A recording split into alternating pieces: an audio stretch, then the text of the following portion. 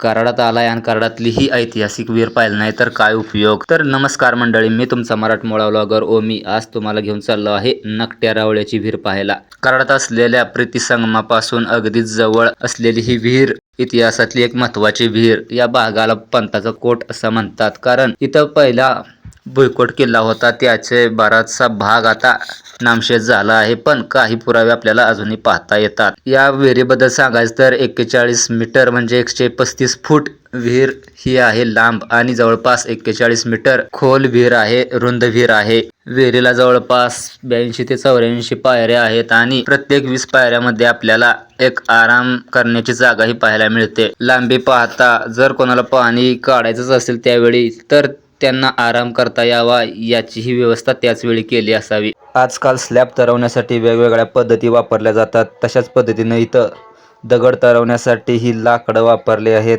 आणि त्याचे पुरावे आपल्याला अजूनही दगडामध्ये पाहायला मिळतात.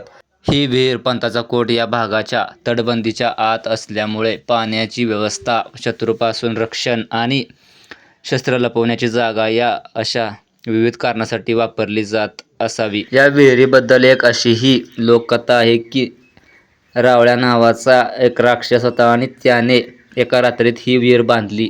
ही विहीर शिलाहार घराणं, यादव घराणं, आदिलशाही आणि त्यानंतर छत्रपती शिवाजी महाराजांकडे आली असेही आपल्याला ऐकण्यात येते आणि त्याचे पुरावेही सापडतात. तर आजचा व्लॉग कसा वाटला ते मला कमेंट करून नक्की सांगा. तोपर्यंत जय महाराष्ट्र.